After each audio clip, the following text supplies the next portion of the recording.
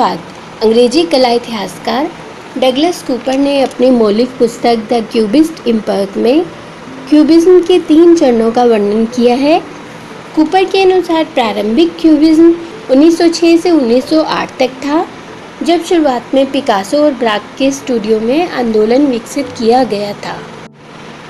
दूसरे चरण को उच्च क्यूबिज्म 1909 से 1914 तक कहा जाता है, जिस दौरान जुआन ग्रीस महत्वपूर्ण प्रतिपादक के रूप में उभरे, और आखिर में कूपर ने अंतिम क्यूबिज्म 1914 से 1921 तक को कट्टरपंथी नवविचारक कला आंदोलन का आखिरी चरण कहा।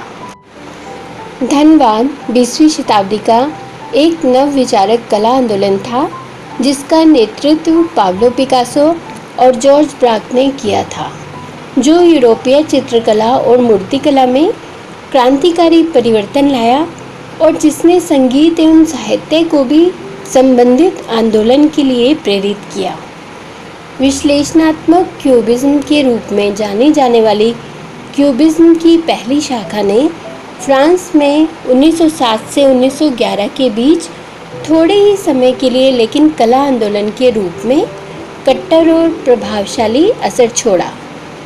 आंदोलन अपने दूसरे चरण में सिंथेटिक क्यूबिज्म के नाम से बढ़ा और लगभग 1919 तक महत्वपूर्ण भूमिका अदा की, जब तक कि अति यथार्थवादी आंदोलन ने लोकप्रियता नहीं हासिल कर ली। 1907 में धन्यवाद का उदय हुआ। 1914 तक विभिन्न अवस्थाओं को पार करते हुए वह विकसित हुआ। उसको बहुत अनुयायी मिले और 1925 तक उसने कला क्षेत्र में सबसे सामर्थ्यशाली एवं प्रेरणादायक कला शैली के रूप में कार्य किया। वास्तुकला, उद्योग कला, विज्ञापन, शिल्प, हस्तकला, अलंकरण आदि सभी मानवीय निर्माण क्षेत्रों पर उसने जो प्रभाव छोड़ा वह अब तक दृढ़ मूल है।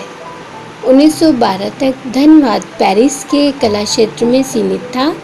अल्पकाल में ही धन्यवाद ने सबको प्रभावित किया और उसका अन्य देशों में प्रचार होकर उसको अंतर्राष्ट्रीय वाद का स्थान प्राप्त हुआ, जो किसी भी अन्य वाद से अधिक अवधि तक टिका रहा। वस्तु के संपूर्ण आकार का चित्रण करने के बजाय उसके किसी विशेषता दर्शक अंग को प्रतीक के रूप में चित्रित किया जाने लगा एवं चित्रकला वास्तविक बंधन से मुक्त होकर चित्र रचना में सृजनात्मक सरलता आ गई। 1912 से धन्यवादी चित्रकारों ने कपड़ा, दीवार, कागज, समाचार पत्र, ताश पेन की जाली, माचिस वगैरह वस्तुओं को चित्र क्षेत्र में चिपकाकर ऊपर से सांकेतिक रेखाओं व रंगों की सहायता से चित्र रचनाएं शुरू की। वह आधुनिक कला में कोलाज पद्धति का जन्म हुआ। पिकासो के चित्र बेंत की कुर्सी वस्तु समूह 1912 धन्यवाद की प्रथम कोलाज कृति है। उसी साल ब्राक ने दीवार कागजों को चिपकाकर अपना चित्र फलों की थाली व गिलास पूर्ण किया। क्यूबिस्ट चित्रकला में वस्तुओं को तोड़ा जाता है, उनका विश्लेषण किया जाता है और एक नज़रिए के बजाय फिर से पृथक रूप में बनाया जाता है। संक्षेप में धन्यवाद ने कला से परंपरागत आत्मिक व प्रतीकात्मक मूल्यों को हटा दिया। धन्यवादी कलाकारों में से पिकासो, ब्राक, लेजे व हान क्रीस ने धन्यवाद के विकास में महत्वपूर्ण योगदान किया व ख्याति प्राप्त की। अतः उनके व्यक्तिगत कला कार्य का अध्ययन आवश्यक है। जॉर्ज ब्राक का जन्म पेरिस के निकटवर्ती गांव अर्जेंटाइन में 1882 में हुआ। उनके पिता व दादा बरों को सजाने का काम करते थे। वह फुर्सत में बारबीजा शैली के चित्र बनाते थे। बचपन में सीखे हुए साज सज्जा के काम का उनकी कला एवं धन्यवाद के विकास पर दूरगामी प्रभाव पड़ा था। 1903 से उन्होंने 2 साल तक अकेडमी यूबेन में व कुछ समय तक एकोल दी बोजार में लियो बोना कला कक्ष में कला का अध्ययन किया। लूव्र संग्रहालय जाकर वे महान कलाकारों की कृतियों का अध्ययन करते थे। जिनमें से पूस व कोरो की कृतियाँ उनको बहुत पसंद थीं। 1905 में सलोन दोतान में आयोजित फाव प्रदर्शनी ने उनकी कला को नवजीवन प्रदान किया। उन्होंने आवेशपूर्ण अंकन पद्धति में विशुद्ध रंगों का प्रयोग करके कुछ चित्र बनाए, जिनके मुख्य विषय थे विवस्त्र मानवाकृतियाँ, गृहांतकर दृश्य, प्राकृतिक दृश्य। 1906 की सलोन दे आरेपदा में प्रदर्शित किए गए। उसी साल उन्होंने ऑन्तो फ्रिस के साथ फाव पद्धति के कुछ प्राकृतिक चित्र बनाए। उनके चित्र प्रसन्नता का भाव लिए हुए थे। ये सब चित्र बिक गए। 1918 में बनाए उनके चित्र वादक में संश्लेषणात्मक धनवादी दृष्टिकोण स्पष्ट है, किंतु उसमें वास्तविकता से संपर्क रखने के प्रयत्न भी हैं। ब्राक के फाव काल के चित्रों के विषय अधिकतर प्रकृति दृश्य ही थे। धनवादी चित्रण के लिए उन्होंने वस्तु समूह को विषय के रूप में चुना। उनके वस्तु चित्रों में अधिकतर वाद्य यंत्र, समाचार पत्र, भोजन गृह की सुपरिचित वस्तुएं चित्रित की गई हैं। साहचर्य भाव को बढ़ाने के उद्देश्य से उन्होंने चित्र में अक्षरों का समावेश करना आरंभ कर दिया। वह बाद में प्रत्यक्ष वस्तुओं को चित्र क्षेत्र में चिपकाकर चित्र रचनाएं की। कलाकृति में कोलाज का प्रयोग करने का श्रेय ब्राक को ही है। कोलाज पद्धति में उनकी रचनाएं अधिक भौतिक बन गई। धनवाद की मंद रंग संगति में नैसर्गिक चमक आ गई एवं प्राकृतिक अवकाश का पूर्ण लोप हो गया। उन्होंने मानवाकृतियों एवं प्राकृतिक दृश्यों के भी कुछ चित्र बनाए, किंतु उनको जीवन का सच्चा सौंदर्य मूक व अचल वस्तु समूहों में ही दिखाई दिया। आत्मीयता से बनाए उनके वस्तु चित्रों में जीवन का सौंदर्यपूर्ण काव्य साकार हो उठा है, अतः उनको चित्र काव्य नाम से समुचित किया गया। धनवादी रचनात्मकता होते हुए वस्तुचित्र नैसर्गिक आकर्षण से परिपूर्ण हैं। ब्राक के वस्तुचित्रों का यह गुण समय के साथ अधिक प्रभावी बनता गया। वह शार्द के बाद इतने आकर्षक वस्तुचित्र किसी भी अन्य चित्रकार ने नहीं बनाए। ब्राक ने मूर्तिकला में भी कुछ प्रयोग किए और उसके कारण को स्पष्ट करते हुए बताया, इससे कलाकार चित्रकला के अधीन नहीं होता, वह अधीनता से मुक्त रहना कलाकार के लिए आवश्यक है। 1920 में बनाई खड़ी महिला शिल्प पर धनवाद का प्रभाव है। उनकी घोड़ों पर मछलियों के शिल्प समतल व रेखात्मक है और उनमें आधुनिक ढंग का अलंकारित्व है।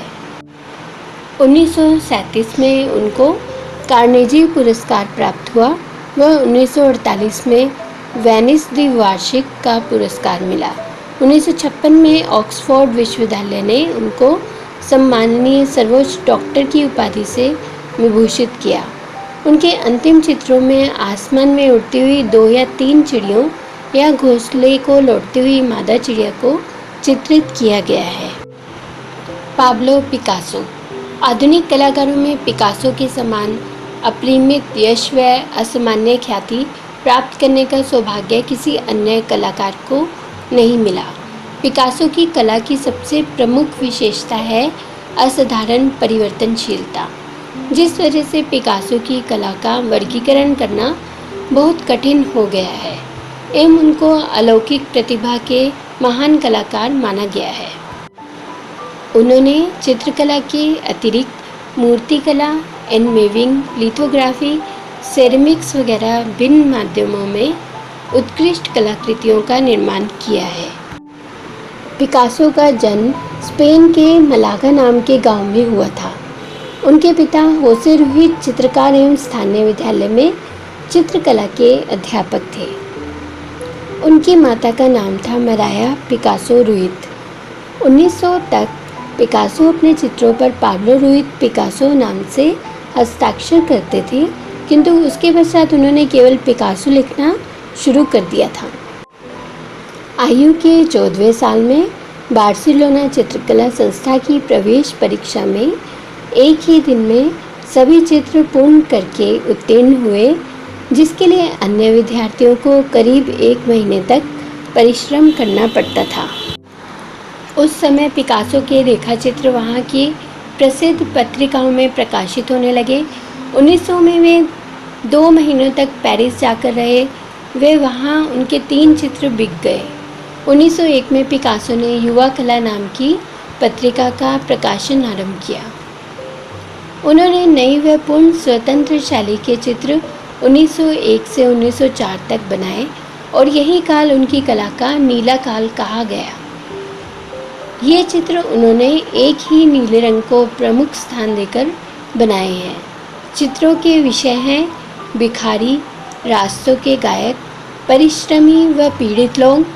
इन चित्रों में से परित्यक्ता युग्म व स्त्री करने वाली ये चित्र विशेष रूप से प्रसिद्ध हैं। चित्रों का दृष्टिकोण मानवतावादी है। वह उनमें गरीब वर्ग की असहाय व लाचार अवस्था का हृदयद्रावक चित्रण है। 1905 में पिकासो के चित्रों में नीले रंग की जगह गुलाबी रंग ने प्रमुख स्थान लिया। वह चित्र के विषयों को सर्कस के विदूषक, नट, भान, नृतक आदि श्रमजीवी लोगों के जीवन से चुना गया। नीले काल के चित्रों का मुख्य भाव था मानवीय दुख, जबकि गुलाबी काल के चित्रों का भाव था निराशा व समर्पण।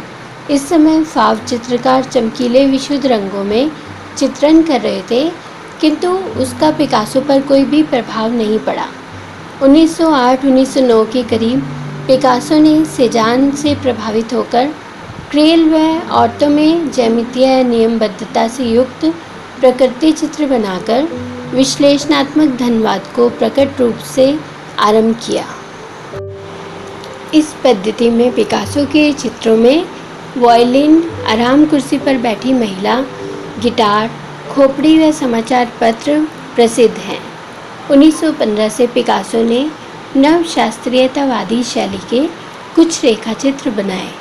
वैसे देखा जाए तो धनवाद भी शास्त्रीय शैली था, अतः इनमें कोई आश्चर्य नहीं है कि पिकासो व धनवादी चित्रकारों को डेविड व अंग्र की कलाकृतियाँ बहुत पसंद थी। उन्होंने स्मारकीय शैली के मूर्ति समान ठोसपन लिए हुए ग्रीक कला से प्रभावित चित्र बनाए, जिनमें माता व बालक, श्वेत वस्त्र पहने हुए स्त्री, पनघट पर 3 स्त्रियां बहुत प्रसिद्ध हैं। पिकासो एक उच्च कोटि के आधुनिक मूर्तिकार भी थे। उनकी उत्कृष्ट मूर्तियों में मजाकिया, मुर्गा, धातु की रचना, बिल्ली, भेड़ वाला आदमी व बकरी, ये मूर्तियाँ बहुत प्रसिद्ध हैं। उन्होंने एनएविंग व लिथोग्राफी का भी काम किया व उनकी सेरेमिक्स की कृतियाँ बहुत ही प्रसिद्ध हैं। 1952 में पिकासो ने वालोरी के गिरजाघर में युद्ध व शांति जैसे परस्पर विरोधी विषयों पर 2 विशाल भित्ति चित्र बनाए। उन्होंने यूनेस्को के पेरिस स्थित भवन को विशाल भित्ति चित्र से सजाया। 1973 में 20वीं सदी के इस महान कलाकार का निधन हो गया।